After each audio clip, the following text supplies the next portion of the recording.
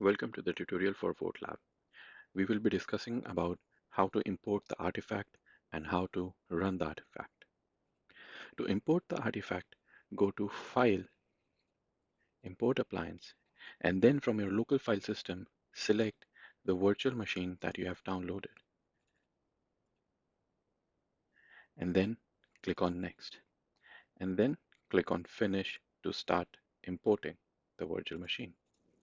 After successfully importing the virtual machine, you can start the virtual machine by clicking the button Start.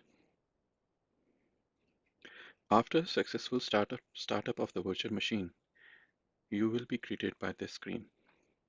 Now, to start the VoteLab backend and front-end servers, you need to double-click on startup.sh file.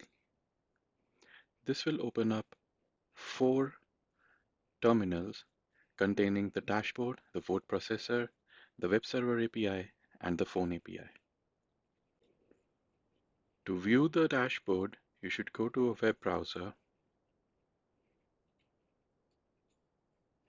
and type localhost.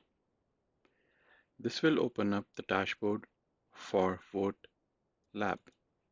We have already created a user with user@user email address and password user@1234.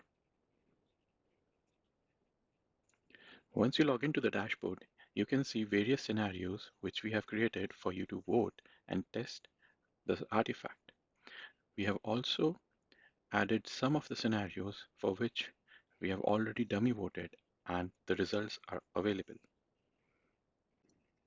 The list of votes mentioned here contains name of the vote, the voting mechanism, how many people have voted, the start date of the vote, end date of the vote, and the visibility of the vote to the user, and results. You can edit, delete, copy the votes, and you can also create a new vote. And you can add the vote name, description type, vote description, vote you can choose from voting mechanism. You can choose the start and end date, and you can assign the tags which the user will choose in their Android application to be able to vote for this particular vote. And you can add the options of the vote from this option. You can create experiments and tag mapping from these options.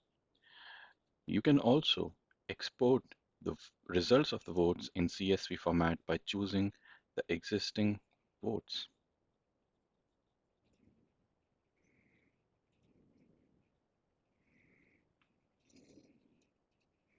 And you can choose what you want in your CSV files. If you want vote analytics, you can choose that, or vote infos, you can choose that as well, and click on export to export the results. You can view the results in CSV files as this.